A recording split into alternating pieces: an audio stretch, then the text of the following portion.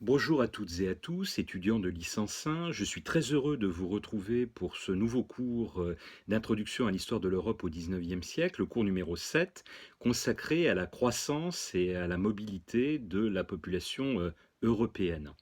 Alors, une fois n'est pas coutume, d'habitude, je coupe les cours pour qu'ils puissent passer sur YouTube en trois parties, donc trois vidéos. Et là, il n'y aura que deux vidéos puisque ce cours a deux parties. En effet, dans un premier temps, je vous montrerai que le XIXe siècle est un temps de très forte croissance pour la population européenne. Euh, L'Europe atteint même son apogée historique, l'apogée de sa part dans la population mondiale au cours du XIXe siècle. Et puis dans un deuxième temps, j'évoquerai le fait que la population européenne reste essentiellement une population rurale, même si elle est affectée par un phénomène qui prend une grande ampleur au XIXe siècle, qui est celui de l'exode rural. Des migrations d'une ampleur inconnue, en fait, depuis le haut Moyen Âge, vont venir gonfler les villes européennes et entraîner également une émigration vers le reste du monde. Alors, premier temps, je vous montre le plan de secours. Ainsi, vous le voyez que dans la colonne de droite, les mots-clés, un certain nombre de dates, de chiffres qu'il vous faut connaître, et une première partie qui est donc consacrée au grand essor de la population européenne, avec un premier point sur une croissance démographique sans précédent. Eh bien, justement, prenons-en la mesure, de 1815 à 1914, la population mondiale va presque doubler en passant, alors autant qu'on puisse le savoir, puisqu'il n'y a pas de recensement de population à l'époque, sauf dans quelques pays, eh bien, de 970 millions en 1815 à 1,690 milliard en 1914. Donc vous voyez en gros doublement de cette population mondiale. L'Europe est le deuxième continent dans cet ensemble le plus peuplé derrière l'Asie. Mais, c'est ça qui est important, il est celui qui de très loin progresse le plus, puisque la population européenne passe de 1815 avec 197 millions d'habitants à environ 460 millions en 1914, donc une progression qui là est de l'ordre de 2,5 fois. Augmentation de la part dans la population mondiale. En 1815, les Européens représentent en gros le cinquième de cette population mondiale, 20,3% pour être précis. En 1914, l'Europe possède la part d'humanité la plus importante de toute son histoire, plus du quart, nous sommes en effet à 27,2%. En réalité, la croissance de la population européenne est encore plus ample que ces chiffres ne le laissent paraître. Durant cette période, en effet, de très importants flux migratoires du vieux continent sont venus peupler l'Amérique du Nord.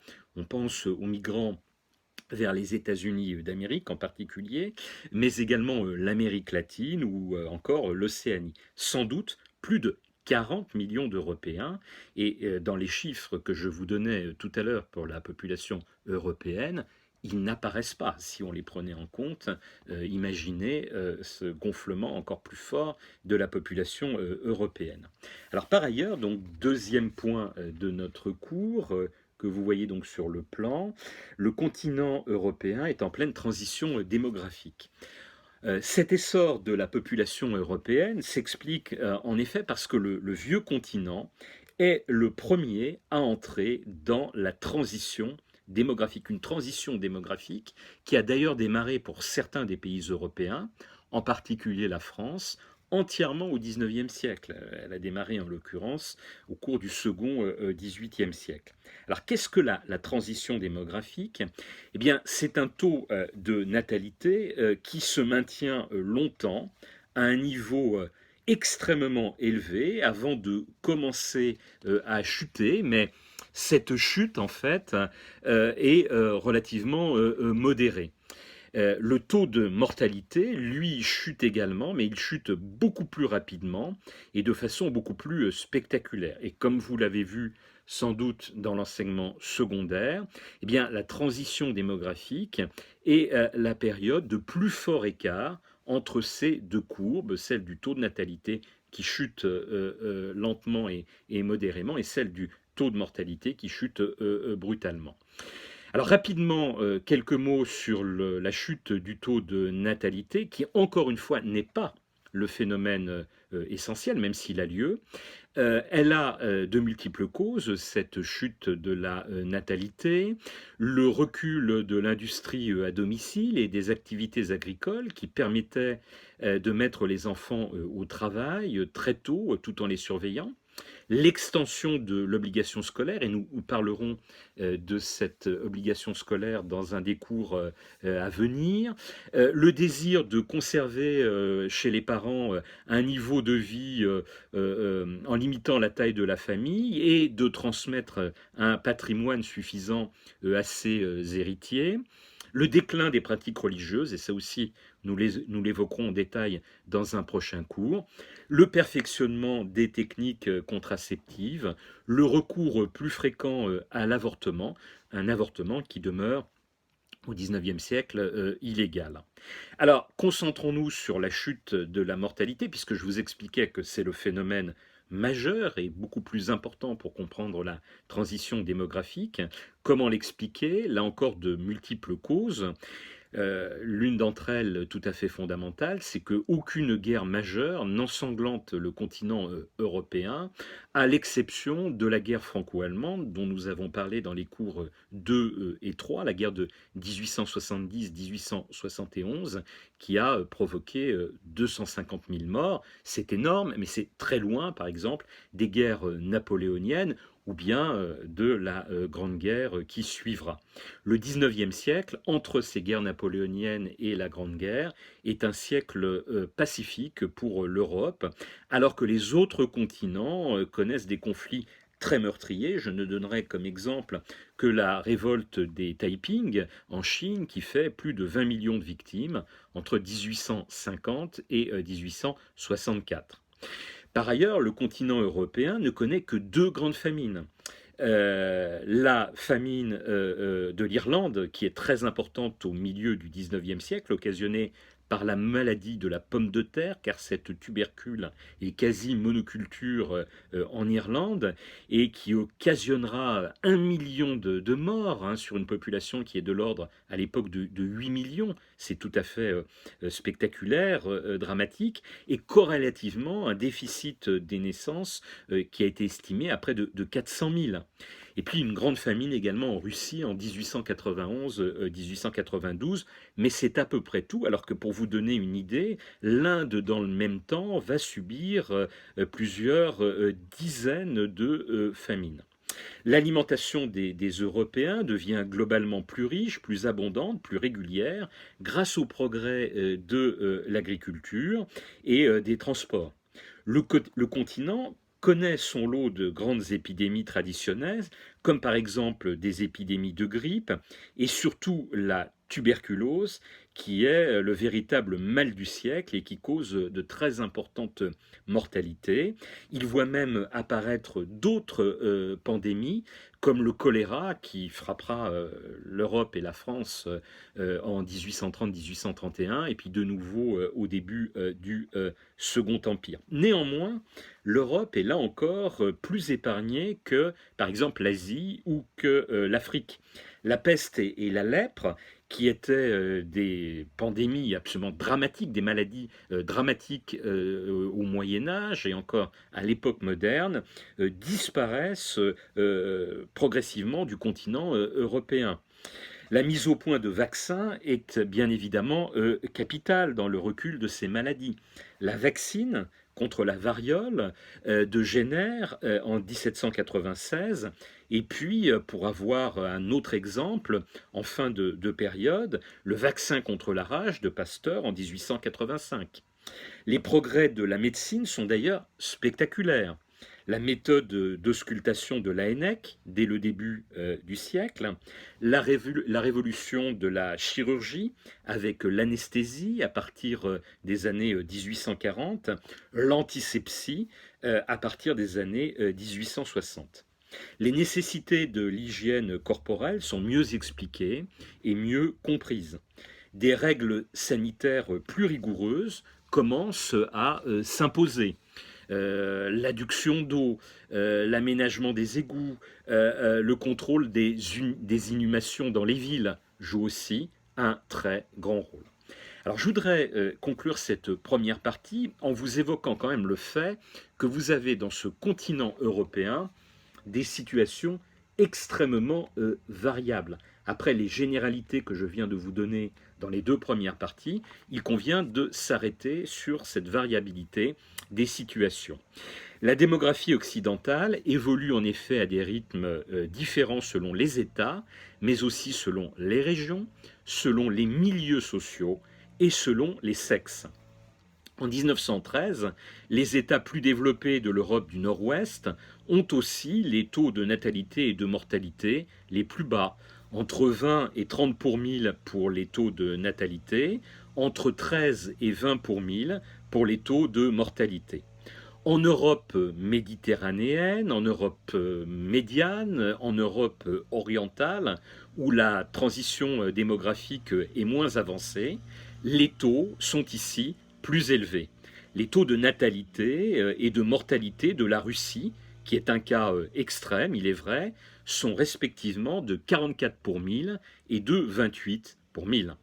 La France, dont je vous disais qu'elle avait entamé sa transition démographique vers 1750, l'a déjà achevée au XIXe siècle et a un taux de croissance absolument dérisoire, malheureusement au XIXe siècle, qui est de 2 pour 1000, en raison d'une natalité extrêmement faible, qui se situe à peu près en moyenne du siècle à 20,5 pour 1000. Les Français n'ont pas attendu pour pratiquer en effet la restriction volontaire des naissances suggérée par Malthus dans son essai sur le principe de la population de 1798. Qu'écrit Malthus dans cet ouvrage? La population, quand elle n'est pas freinée, augmente selon une progression géométrique, c'est-à-dire très vite, et les subsistances seulement selon une progression arithmétique, donc beaucoup plus lentement. En outre, alors que l'auteur anglais préconisait cela pour les pauvres uniquement, les Français, eux, l'ont appliqué pour toutes les couches de la population, sauf la noblesse catholique qui, ici, fait de la résistance en continuant à faire beaucoup d'enfants. Pourquoi? Pourquoi? Eh bien, tout simplement par égoïsme ou, comme je le disais tout à l'heure, par volonté de favoriser l'ascension sociale des enfants. Au sein d'un même pays, les écarts peuvent aussi, il faut le savoir, être considérables entre les régions. Ainsi, les comportements démographiques de la France septentrionale, de l'Italie padane, de la Rhénanie et de l'Angleterre méridionale sont plus proches les uns des autres que ceux des régions périphériques de chacun de ces États. Mais il existe aussi des différences entre les villes et les campagnes. Les taux de mortalité urbains sont généralement supérieurs à ceux des ruraux, traditionnellement, hein, parce qu'il y a une criminalité plus forte dans les villes, parce que les épidémies s'y propagent plus facilement. Mais le 19e siècle, c'est le siècle du grand changement. Ces taux de mortalité ont tendance à se rapprocher en raison d'un meilleur encadrement médical, et en particulier en ville, où l'hygiène nouvelle se développe plus vite et où de nouveaux hôpitaux modernes sont construits. L'espérance de vie à la naissance s'allonge pour dépasser 50 ans en 1913 dans la plupart des pays d'Europe occidentale, contre à peine plus de 35 dans ceux de l'Europe méditerranéenne et orientale. Cependant, les écarts, et ça c'est très spectaculaire, peuvent aller du simple au double entre l'homme du peuple et celui des couches supérieures de la société, dont l'activité professionnelle est beaucoup moins éprouvante, qui en plus est mieux nourrie et qui est moins touchée par les guerres et par les épidémies. Au total, et pour finir cette sous-partie, et ce grand 1, le poids relatif des populations européennes se modifie au cours de la période. La Russie est le pays, lui, le plus peuplé tout au long de la période. Mais son avance s'accroît. En 1815, la Russie d'Europe comptait un peu moins de 50 millions d'habitants, vraisemblablement 47. En 1914, la Russie a 130 millions d'habitants. Ce qui explique au passage le mythe du rouleau compresseur, l'idée d'un réservoir inépuisable de soldats qui fera que les pays européens, et en particulier la France, sont très intéressés par une alliance avec la Russie. De nombreux pays connaissent de très belles progressions démographiques. La Grande-Bretagne, l'Allemagne, progression très spectaculaire dans le cadre du Deuxième Reich à partir des années 1870. Les pays de l'Europe méditerranéenne ou encore les pays scandinaves. En revanche, la part démographique de la France, pour les raisons que je vous évoquais tout à l'heure, régresse. Sa population, certes, progresse. La population française passe d'environ 29 millions d'habitants en 1815 à un peu moins de 40 millions, 39 millions sans doute, en 1914. Mais, c'est ça qui est important, la progression est beaucoup moins forte que dans le restant de l'Europe, et de ce fait, sa part diminue. Imaginez que 15% des Européens étaient français en 1815 et ils ne sont plus que 8,5% en 1914. Il y a ici un déclin démographique extrêmement net. Et puis, j'évoquais le cas de l'Irlande, à cause de la grande famine du milieu du 19e siècle. La situation y est encore plus catastrophique, puisque c'est le seul pays d'Europe qui se dépeuple du fait de la surmortalité, du déficit des naissances et, on va l'aborder tout à l'heure, de l'émigration. C'est le seul pays en Europe qui se dépeuple au 19e siècle. Donc voilà ce que j'avais à vous dire pour cette première partie et je vous retrouve dans quelques minutes pour la seconde.